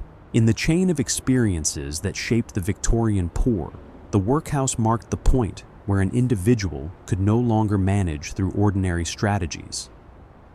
It was the last place of survival, not because it offered safety, but because outside it, there was nothing left to hold on to. And here we see clearly an unsettling truth of industrial society. The system did not run smoothly because the poor were helped too much. It ran smoothly because the poor were constantly reminded that they were not allowed to fail. For the Victorian poor, the workhouse was never imagined as a destination. It was a boundary, a red line drawn across life, where stepping over it meant losing what remained of self-determination and family life. The fear of the workhouse did not arise only from harsh material conditions, but from its symbolic meaning, the place where poverty ceased to be temporary and became an official identity. Precisely because that deterrence was intentional, most of the poor did everything they could to delay entering the official relief system for as long as possible. They did not avoid the workhouse out of ignorance, but because they understood very clearly the price of turning to it. In the consciousness of the working poor, living in deprivation outside, though precarious, exhausting, and filled with risk, was still better than being completely controlled inside the workhouse. The space between self-reliance and official relief was fragile, always on the verge of collapse. Yet it was within that narrow space that the poor developed survival strategies unrecorded in law or policy. These strategies were not designed to improve life, but to prolong it day by day, week by week, season by season. They did not create safety, but they created delay. These survival strategies were flexible and informal. They relied on social relationships rather than legal contracts, on spoken agreements rather than written rules. In this world, personal reputation, familiarity, and the ability to adapt quickly could be as valuable as money. A good relationship with a neighbor might offer temporary shelter. A single introduction might open up a few days of work. Help given at the right moment might prevent an entire family from falling to the bottom. What is striking is that these strategies were rarely understood as resistance. They were not meant to challenge the system, but to survive alongside it. The poor did not seek to overturn the social order. They sought not to be crushed by it. Every compromise, every small sacrifice aimed to preserve a sliver of control over their own lives. And yet fragility was inseparable from these strategies. Because they were not protected by law or policy, any disruption, a sickness, an accident, a landlord's change of attitude could make the entire structure of self-reliance collapse within a very short time. When that happened, the workhouse was no longer something to avoid. It became the destination that could not be escaped. For that reason, informal survival strategies were not solutions, but postponements. They extended the time before the official system intervened, but they did not change the conditions that made such intervention necessary. In the process of avoiding the workhouse, the poor were forced to continuously trade away their health, their time, and their social relationships. This chapter does not seek to praise the resilience of the poor as a moral virtue. It seeks to show the extent to which they were compelled to adapt in order to survive within a system that offered no real protection. Those survival strategies, quiet and invisible, formed the foundation that allowed industrial society to function without constant crisis. And precisely because they operated in shadow, they were often overlooked in the language of progress and reform. These strategies were not open rebellion, but silent adjustments. They unfolded in cramped lodging houses, in neighborly bonds, in spoken promises, and in nameless jobs.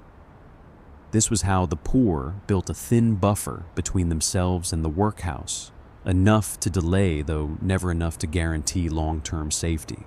One of the most important strategies was reliance on local community networks. Neighbors, distant relatives, and people in similar circumstances shared information about jobs, helped watch children, or supported one another through short periods of crisis. These relationships were not charity in the modern sense, but were built on exchange and mutual expectation. Help someone today, and tomorrow, you might need the same kind of help. Sharing living space was also a common way to reduce costs. Many families took in lodgers, even though it made already cramped conditions even harsher. Overcrowding was not only a consequence of poverty, it was also a survival strategy. Each additional lodger contributed a small amount toward rent, helping a family avoid being thrown out of their home. Informal labor played a particularly important role in these strategies. When the formal labor market became unstable, the poor sought work without contracts, work that was insecure but more flexible, day labor, small repairs, street vending, or piecework done at home. These jobs were rarely protected or officially recorded, but they created small streams of income, enough to fill the gaps when formal employment disappeared. Women were often at the center of these survival strategies, not because they were granted agency, but because circumstances forced them to become the family's most flexible support. While men's labor was often tied to specific jobs with clear hours and locations, women's labor spread across the entire texture of daily life, slipping into the spaces the official system never reached. Beyond earning money through odd jobs, laundry work, sewing, small-scale selling, or home-based piecework, women maintained and nurtured essential social relationships. They knew who in the lodging house had temporary work, who could watch a child for a few hours, who might lend a small sum in an emergency. This information was not written down, not formalized, yet it held a concrete value measured in survival. Women were also often the ones negotiating directly with landlords, local shopkeepers, and small-scale lenders. Asking for rent extensions, delaying payment for food, or reshaping small debts did not depend on contracts, but on familiarity, personal reputation, and the memory of past dealings. In those negotiations, words, posture, and the shared history of minor favors could decide whether a delay would be granted or whether a family would be pushed out into the street. Managing spending under prolonged deprivation was itself a kind of labor requiring high skill. Women decided which meals could be reduced, which item could be sold, and which cost could be postponed without causing immediate collapse. These decisions were not theoretical. They were constant responses to even the smallest change in income. Mistakes were not permitted because consequences arrived quickly. More importantly, women were often the ones who sought out and coordinated support from the community. When a family entered crisis, they were the ones who knocked on a neighbor's door, contacted distant relatives, or turned to other informal forms of assistance. These actions were rarely recorded as labor, yet they often played the decisive role in preventing a family from falling into the workhouse. These tasks did not produce direct income and did not appear in economic statistics. They were unpaid, had no fixed hours, and carried no legal protection. Yet it was precisely this invisibility that made them the foundation of survival for poor families.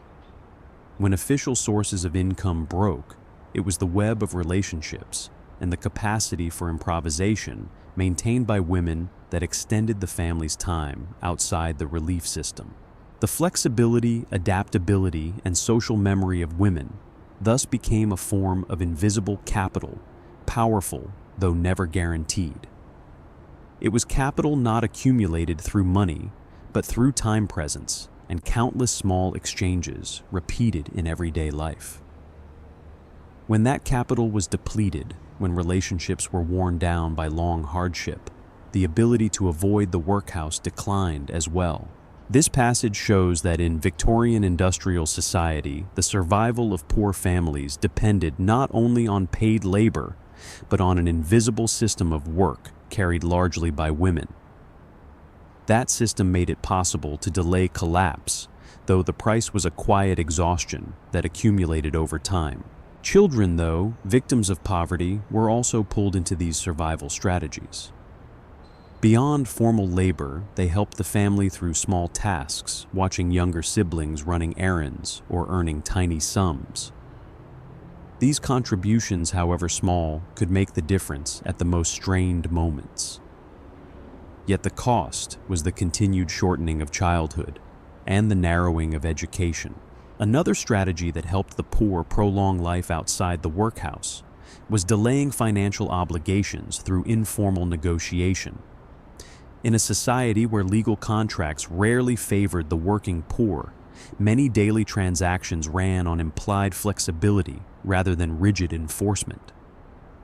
Rent, food credit, or small loans were not always paid on a fixed schedule. They were often adjusted through spoken agreements sustained by relationship and familiarity. Landlords, local shopkeepers, or small lenders sometimes accepted late payment not purely out of charity, but because they understood the limits of pressure. Driving a poor family into total ruin did not guarantee that the debt would be recovered. On the contrary, giving them time might preserve a small but steady flow of repayment. In that logic, leniency was not kindness so much as practical calculation. These arrangements were not formally documented and had no clear legal protection. They existed in a gray zone where personal reputation and relational history were decisive. A family seen as trustworthy, paying consistently when able, keeping promises, maintaining long ties, had a better chance of being granted delay. But one moment of perceived failure could close the door of negotiation quickly. Trust in such relationships was inherently fragile. It was built slowly through repeated small interactions, yet could be broken by a single unexpected blow. A long illness, a workplace accident, or sudden unemployment could make it impossible for a family to keep even a partial commitment. When that happened earlier, patience could shift into immediate pressure, and multiple obligations could come crashing down at once. For the poor, informal negotiation demanded social skill no less than labor skill. They had to know when to ask for delay, when to pay a portion to preserve goodwill, and when to prioritize one debt over another in order to avoid the most dangerous consequences. These decisions were rarely clear and were always made under constant strain. What matters is that this strategy did not erase financial obligation. It only postponed it. Every extension bought time, not liberation. The debt still existed, accumulating quietly, and could return with greater force. But in the short term, that postponement could create the breathing space needed to prevent eviction or prevent the slide into the workhouse. Seen this way, the financial life of the Victorian poor did not operate through official and transparent rules, but through a network of fragile, high-risk arrangements. These arrangements kept life outside the workhouse moving, yet they also placed the poor in continuous dependence on the goodwill and judgment of others. Survival, therefore, was not only a matter of income, but a matter of maintaining trust in relationships that were always vulnerable to collapse. And yet these informal survival strategies always carried risk. They were not guaranteed by law and could fail at any moment. A broken relationship, a changed landlord, or a prolonged illness could shatter that thin buffer. When these strategies failed at the same time, the workhouse became the only option left. It is crucial to recognize that these strategies did not help the poor escape poverty. They only delayed collapse. Each strategy consumed time, energy, and social relationships. The longer life remained balanced on the edge, the less capacity remained to accumulate anything that might create real change. Survival became a full-time labor one that left no space for the future. This chapter reveals that outside official policy and relief institutions, there existed a parallel world of unnamed agreements and quiet effort. That world was absent from statistics, yet it was what kept industrial society from collapsing under the weight of poverty. The poor did not passively wait for relief. They continuously adapted, negotiated, and sacrificed to avoid sinking to the bottom. And within that adaptation lies a Victorian paradox: the system maintained order, not because it protected the vulnerable, but because the vulnerable managed on their own long enough for the system not to change. Informal survival strategies, creative and persistent, as they were ultimately only extended the present. They did not open a path out of it. We have seen how the poor of the Victorian era struggled to survive outside the workhouse. They negotiated shared work informally and sacrificed small fragments of their personal lives in order to delay collapse. But all of those strategies shared one fundamental condition. They depended on the human body's continued ability to endure, and at some point the body can no longer meet that demand. Victorian industrial society was built upon an assumption that seemed self-evident, yet was never fully tested, that human beings could adapt almost without limit to the pressures of labor and life. Within that logic, fatigue was not a signal to stop, but an indication that more work was required. When strength declined, the solution was not rest, but increased effort. When income was insufficient, the answer was not to improve working conditions, but to add more hours, take on extra jobs, and deepen personal sacrifice. This assumption permeated every layer of industrial society. It appeared in the way factories organized shifts, in the way wages were calculated by output, and in the way poverty was interpreted as a personal failure rather than a structural outcome. If living conditions were harsh, people were expected to learn how to endure them. If the workplace damaged health, workers were expected to adapt. Endurance became a moral standard, not merely a physical state. Yet this assumption ignored a non-negotiable reality: the human body has limits. No matter how strong the will, the body responds to malnutrition, prolonged labor, and toxic environments. These limits cannot be overcome by mental effort alone. They accumulate over time, quietly and almost invisibly, until they surface as illness, exhaustion, or loss of working capacity. The danger of the limitless adaptation assumption lies not in its obvious falsity, but in its ability to delay acknowledgement of failure. When someone fell ill, the cause was not sought in working or living conditions, but in the body itself. The individual was deemed weak, insufficiently resilient, incapable of adaptation. This perspective allowed the system to continue without adjustment, because all damage was redirected toward the individual. In reality, the adaptation demanded by industrial society was not neutral. It steadily consumed human capacity for recovery. Each extended workday, each nutrient-poor meal, each sleepless night, invisibly shortened the time a body could endure. Once that threshold was crossed, there was no return mechanism. The body cannot adapt to endless attrition. It can only collapse. That collapse rarely occurred suddenly or dramatically. It emerged as a series of small declines, reduced strength, fading concentration, persistent minor illnesses. In a society that did not permit rest, these signs were ignored until they could no longer be concealed. At that point, the worker was no longer seen as struggling to adapt, but as no longer useful. It was here that the limits of infinite adaptation became most visible. Industrial society could continue to demand, but the human body could no longer respond. And when the gap between those two realities became impossible to bridge, the poor had no choice but to fall out of the labor system and into mechanisms of control, such as the workhouse. This passage shows that adaptation is not an infinite virtue, but a finite resource that can be depleted. When society is built upon the depletion of that resource without mechanisms of recovery, collapse is not an accident. It is an outcome postponed over time. These limits did not appear suddenly.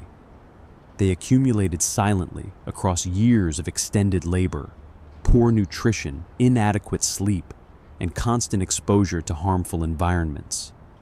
A lingering cough, a back pain that never faded, a morning when strength no longer returned as it once had. At first, such signs could be dismissed because rest was a luxury the poor could not afford. In a society without health insurance and with little support for loss of working capacity, illness was not merely a medical issue. It was an immediate economic threat. When a person could not work even briefly, the entire structure of family survival began to tremble. Income fell, debts accumulated, informal arrangements grew strained. For many poor Victorian families, the decisive moment rarely coincided with the initial appearance of illness. A fever, a minor injury, or a few days of persistent coughing could still be absorbed by familiar survival strategies. Another family member worked extra hours. A small loan was taken. Meals were reduced to afford medicine. At this stage, illness was perceived as a temporary interruption, not a structural threat. But when illness persisted, the nature of the crisis changed. Time itself began to erode every contingency strategy. A few weeks without income caused small debts to accumulate. Relationships that once offered support came under pressure. Assistance, however willing, could not continue indefinitely within a community that was itself struggling.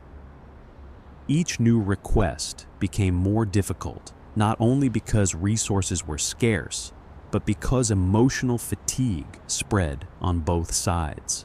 As illness continued, families were forced to shift from short-term measures to long-term sacrifices. Meager possessions were sold. Debts were consolidated, often under harsher conditions. These decisions were not made all at once. They appeared as a sequence of small retreats, each seemingly reasonable in isolation, but together forming a clear downward trajectory. Contingency strategies based on flexibility and exchange began to fail, not from lack of goodwill, but from lack of capacity. Those who helped yesterday might need help today. Informal agreements sustained by trust grew strained when promises could no longer be fulfilled. Delay, once a means of survival, became a new source of pressure. At this stage, the final option gradually came into view. But it did not appear as a deliberate decision or a clear surrender. It arrived as an irreversible slide where each attempt at rescue only slowed the descent without altering its direction. Families did not choose the workhouse. They drifted toward it as every other path closed. What made this moment so heavy was not only material loss, but the exhaustion of hope. As illness endured, the future narrowed into a brutally short question: how to survive another week, another month. The ability to imagine recovery or improvement slowly vanished. In that state, the workhouse was no longer seen as something to avoid, but as the unavoidable endpoint of collapse.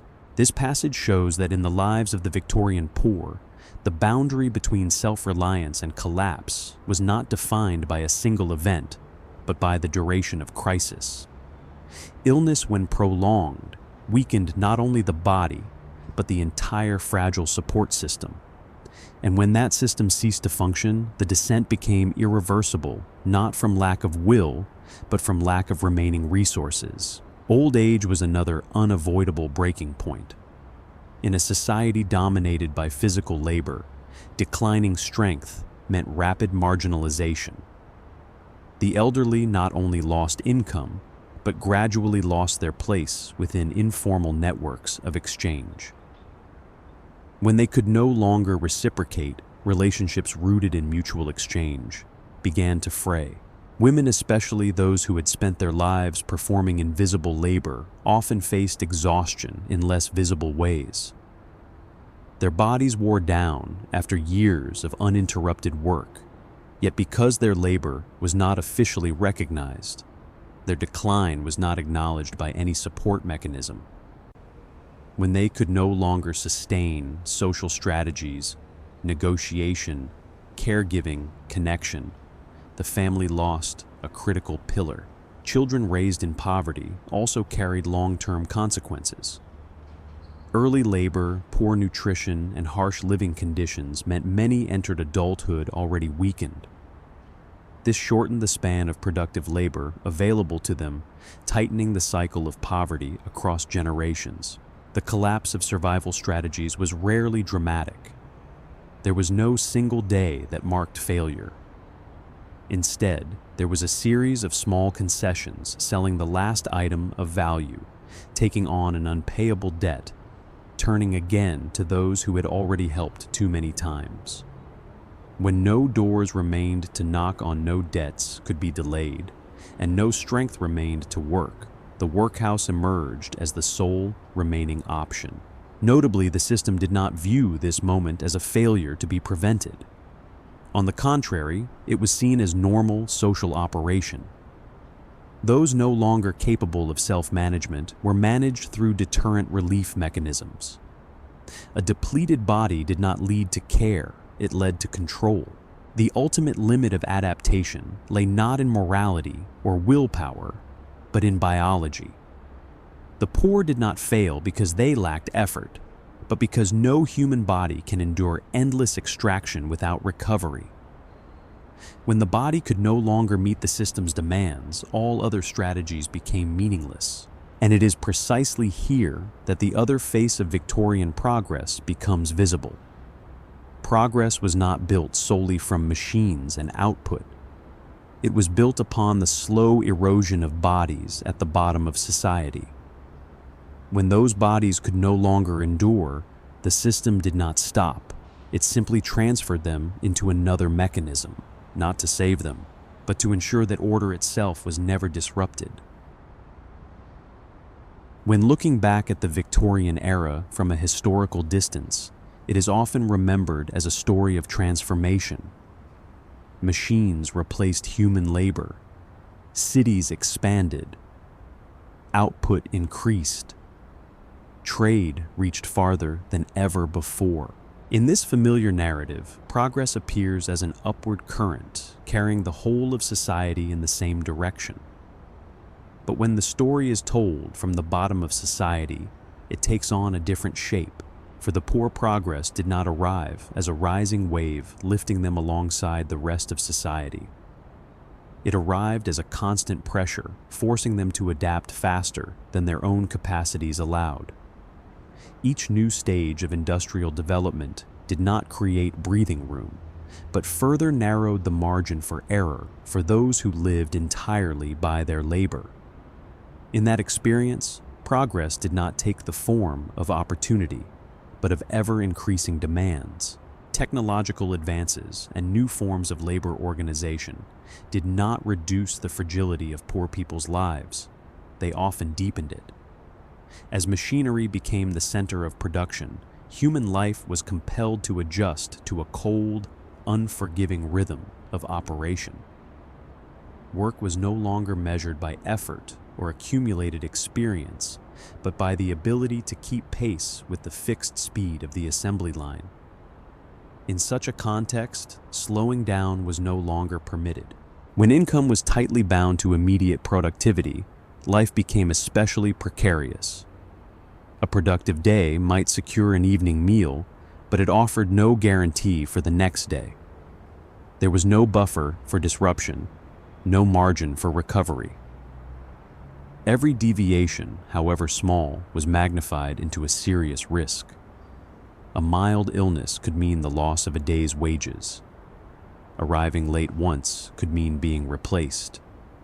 An unavoidable pause could shatter an entire chain of survival that had been carefully but fragilely calculated. Within this system, time became the harshest resource of all. The poor did not merely sell their labor. They sold their ability to be present at the right moment in the right rhythm. They were not allowed gaps in their lives. Every interruption, whether caused by the body, the family, or circumstance, was treated as a personal failure, not as the result of a structure incapable of tolerance. Fragility, therefore, did not disappear with progress. It was restructured. It no longer took the form of immediate famine, but of prolonged instability. The poor no longer starved en masse, but lived perpetually on the edge. They existed in a system where stability was not a right, but a temporary reward granted to those who had not yet fallen behind. It is precisely here that progress reveals its deepest paradox. Improvements designed to increase efficiency and productivity also reduced society's tolerance for human error. As systems became more optimized, they became less forgiving.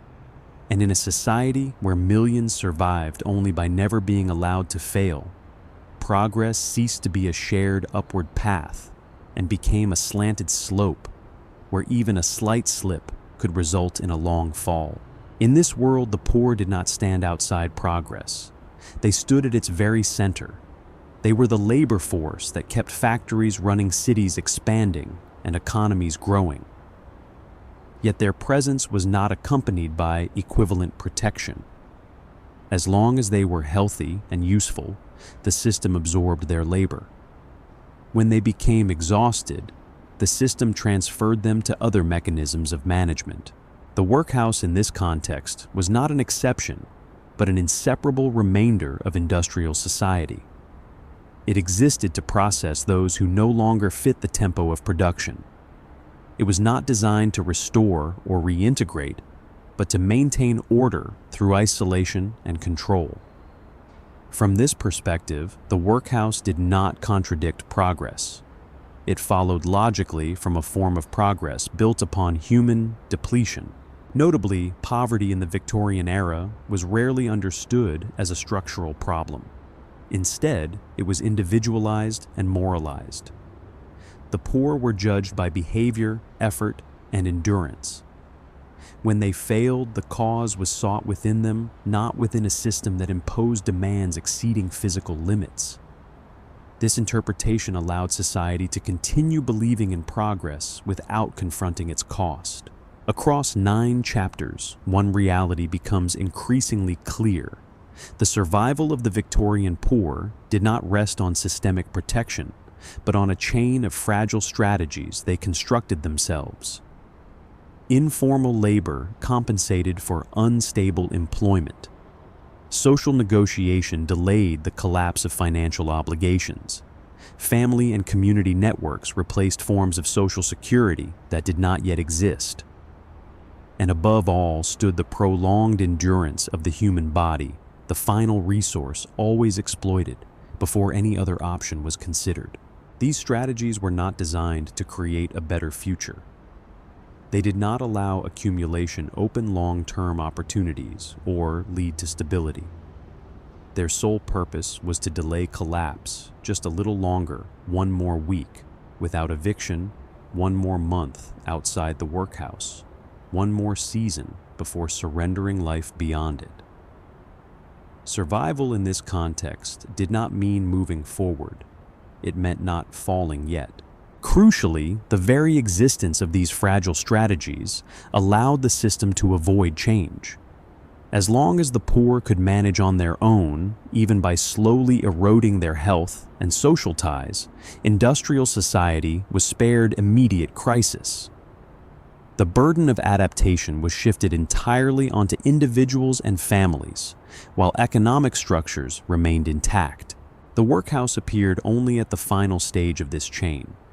It did not intervene while survival strategies still functioned, nor did it aim to restore those that had collapsed.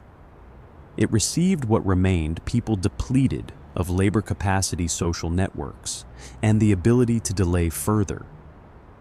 Within this logic, the workhouse was not a solution to poverty, but a mechanism for managing the consequences of a system that had exhausted human beings to their limits. Seen this way, Victorian poverty was not a static condition, but a structured downward process. Each failed survival strategy was not an isolated accident, but a step along a pre-shaped trajectory. When the final strategy, the body could no longer endure, the system did not collapse alongside the poor. It merely relocated them to another space where existence was maintained at a minimum and control was maximized. This conclusion reveals that what kept industrial society functioning was not fairness or security, but the capacity of the poor to shoulder risk for as long as possible. And precisely because these strategies operated in silence, they rarely appear in official narratives of progress. Yet without them, the story of the Victorian era remains incomplete, missing the foundation where survival occurred not because of the system, but in spite of it. Progress, therefore, was not an experience evenly distributed across society. It did not spread horizontally, but stratified by social position. Within the same era, the same expanding economy, people entered progress from radically different starting points and followed entirely different trajectories. At the top of the social structure, progress took the shape of security. Technology reduced risk. Labor organization brought predictability. Income allowed accumulation and created buffers against disruption. Their progress meant the ability to plan the belief that tomorrow could be controlled better than today. Time unfolded ahead as an asset, but at the bottom, progress did not make life more stable. It demanded constant adaptation without offering long-term guarantees. Technology did not lighten work, it tightened tempo. Labor organization did not bring predictability, it bound income to immediate fluctuations. Accumulation did not occur. Every resource was consumed to maintain the present. These two experiences coexisted within the same society, yet were rarely placed side by side in historical narratives. When people spoke of progress, they spoke from positions insulated from its risks. Achievements recorded were output infrastructure and growth. Costs borne below prolonged instability, bodily depletion, and lives trapped in survival cycles appeared only as marginal details. This separation was not accidental. It allowed progress to retain the image of a positive force, while opposing experiences were treated as exceptions, delays, or personal failings. But when one looks closely at the bottom of society, it becomes clear that these two experiences were not opposites, they were interdependent. Security above was built upon unceasing adaptation below. Thus, to say that progress was uneven is not merely a sociological observation, but a key to understanding the entire era. Without placing these two experiences side by side, history becomes one-dimensional. When they are placed together, progress emerges not only as a story of what was created, but of what was consumed in order to create it. This closing reflection settles into a quiet recognition no era can be fully understood if viewed only from where progress brings safety. To understand it fully, one must also look from where progress becomes a constant test of human endurance, where survival is not a stepping stone to the future, but a task that never ends. This final chapter does not seek to deny the positive changes brought by the Victorian era. It seeks to question how we tell history. When progress is measured only through growth and technical achievement, the lives worn down to produce those achievements are easily forgotten. When attention is paid only to those who rise, those left behind are erased, not because they failed to try, but because the system did not allow them to stand for long. Seen from the bottom of society, progress appears as a harsh process of selection. Those still capable of adaptation are retained within production. Those who can no longer endure are transferred to mechanisms of control. This was not a historical accident, but the result of building a society on the assumption that human beings could endure more than their real limits allowed. And perhaps the most important lesson of this story does not lie in judging the past, but in recognizing assumptions that still persist in the present. Whenever society celebrates progress without asking who pays its price, stories like that of the Victorian poor quietly repeat themselves in new forms. As we reach the final moments of this journey, what lingers is not the image of a factory, a workhouse, or a specific slum. It is a quiet realization that progress, when not viewed from the bottom of society, is always an incomplete story. And history, when told in full, remembers not only what was built, but also what was consumed to build it. When an era closes in the pages of history, what is most often preserved are the things that can be measured. How much production increased, how far cities expanded, how rapidly technology advanced.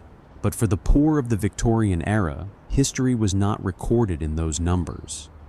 It was recorded in what they were forced to give up in order to survive in a world that called itself progressive. We are not tracing great leaps marked by inventions or records of output. We are tracing something far quieter, the process by which human beings adapted until they could no longer adapt any further. This was not adaptation by choice, but adaptation by compulsion adjustments made day after day by people who had no margin from which to refuse. The poor did not resist industrial society. They did not stand outside it in protest, nor did they seek to dismantle it. On the contrary, they tried to fit into it by every means available to them. They adjusted the rhythm of their lives to the rhythm of machines, to factory hours, to the unyielding demands of production. Their bodies learned to endure noise repetition and a pace that was never allowed to slow. They accepted precariousness as a condition of existence, not as an emergency, but as the ordinary background of life. Unstable income did not feel like a temporary crisis. It became the norm, something expected rather than questioned. Wages arrived irregularly, disappeared without warning, and were never sufficient to create distance from the next shock. There was no steady ground beneath daily life, only a narrow ledge that required constant balance. Tomorrow always depended on whether there was still enough strength left today to work. The future was not imagined in months or years, but measured in the body's remaining capacity. Could the arm still lift? Could the lungs still draw breath through dust and smoke? Could the legs carry the weight for one more shift? Each day quietly consumed the next, turning survival into a continuous calculation of endurance. In such a world, safety was not something one could reasonably expect. It was not a right nor a condition to be planned for. Safety appeared only as a brief pause, granted by chance rather than design. A week without illness, a stretch of steady work, a moment when nothing went wrong. These pauses were temporary reprieves, not foundations, and they were lived with the awareness that they could end at any moment. All long-term plans collapsed under this pressure. Saving improvement escaped these ideas became abstract luxuries, difficult even to imagine. Life narrowed inward, shrinking from distant horizons to immediate necessities. The future compressed into a single urgent question asked again and again, often without words, how to make it through this week. And even that question carried no certainty. It was not about progress or hope, but about continuation, about holding the present together long enough to prevent collapse. In this way, precariousness did not simply describe their circumstances. It shaped their entire relationship with time, turning existence itself into an unending effort to remain standing. And in that process, the poor gradually sacrificed the future in order to keep the present from collapsing. Health was consumed before it could recover. Children grew up early in order to contribute to survival. Families compressed their lives down to the bare minimum.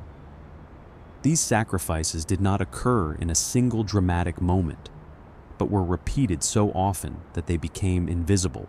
Adaptation, when prolonged long enough, ceased to be a capacity and became erosion. People did not break all at once. They were worn down piece by piece. And it was precisely through this slow erosion that industrial society continued to function, because the cost of progress was not paid all at once, but dispersed across countless individual lives. What is striking is that most of these sacrifices were never named. They did not appear as catastrophes, but as normality. A person working to exhaustion, a family shrinking its life to the bare minimum, a child growing up too early. These moments were not shocking enough to become historical events, yet common enough to form the foundation of an entire era. The workhouse, the slum, precarious labor, and illness were not shadows at the margins of progress. They were inseparable parts of how progress itself was organized. They absorbed those who no longer fit the tempo of production and allowed the system to continue operating without having to adjust itself. Their existence permitted progress to maintain the appearance of order, even as the cost of that order was pushed to the bottom of society. Seen from this perspective, the poor of the Victorian era were not people who had simply not yet benefited from progress. They were people who had prepaid for it with their health, with their life expectancy, with the stability of family life. They were not outside history. They stood at the very center of its making, even though their stories were rarely told in full. When we look back at the Victorian era, what matters is not only seeing what was built, but understanding what was consumed to build it. Progress is not an abstract force. It always operates through specific bodies, specific lives, and very real limits. And perhaps what finally remains from this story is a very quiet question, one not addressed only to the past, but to every era that calls itself progressive. When society changes faster than human beings can endure, who is expected to adapt, who is protected, and which stories will be remembered and which will slowly fade into silence. And as we reach the final moments of this journey, perhaps what lingers with you is not a specific number, not the hours of labor, not the wages, not the mortality rates, but something much quieter, a feeling that for millions of people in Victorian England, life itself was never a given. It was something negotiated every single day with the body, with the weather, with the labor market, and with systems built not to save them, but to control them. They did not leave grand lines in history, no monuments, no names carved into memory. And yet they were the ones who kept that society running with exhausted hands, with meals that never quite sufficed, and with a kind of endurance that was rarely named. If you are listening to these words late at night, perhaps you are lying in bed. Perhaps the lights outside have gone out. And perhaps the world beyond has retreated behind a closed door. Before you drift deeper into sleep, I want to invite you to do one very small thing. Leave a single comment. Tell me where you are listening from and what time it is for you right now. Because the quiet truth is this: as you rest tonight, you are doing something that many of the people in this story spent their entire lives paying for just to experience once. I wish you a peaceful sleep. And if you would like to continue journeys like this, quiet, unhurried, and reflective, stay a little longer. Other stories are still waiting very softly.